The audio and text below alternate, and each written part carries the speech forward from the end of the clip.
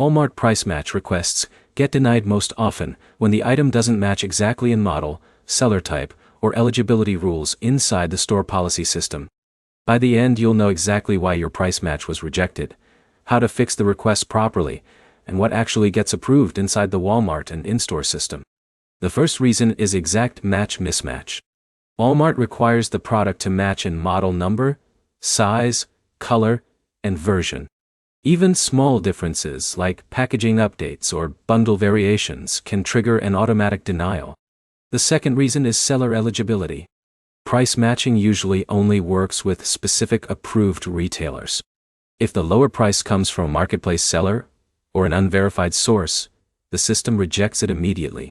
Another common issue is timing. Some price match requests fail because the competitor price is not current or cannot be verified at the time of request. If the price changes before it is checked, the match is denied. In-store policy enforcement can also vary. Even if the item qualifies online, individual store associates may reject the request if supporting proof is unclear or incomplete. To fix it, start by double-checking the product details.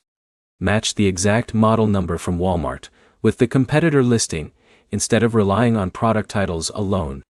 Next, verify that the competitor is an eligible retailer under Walmart's price match rules. If the seller is a marketplace or third-party vendor, the request will not qualify. Then, capture clear proof of the lower price. A visible price, store name, and timestamp help ensure the request can be verified during review. If you're using the app, submit the request directly through the price adjustment or support section, rather than relying only on in-store approval. This creates a digital record that can be reviewed more consistently. If your request is still denied, ask the associate or support for the exact reason code. That tells you whether the issue was eligibility, timing, or product mismatch.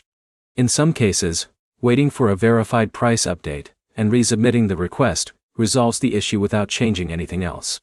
To sum it up, price match denials usually come from product mismatches, ineligible sellers, or unverified pricing. The fastest fix is confirming exact model details, checking retailer eligibility, and providing clear proof of the lower price.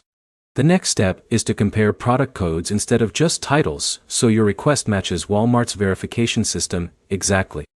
Like and subscribe for more simple breakdowns of retail policy issues that usually feel confusing but follow strict rules once you know what to check.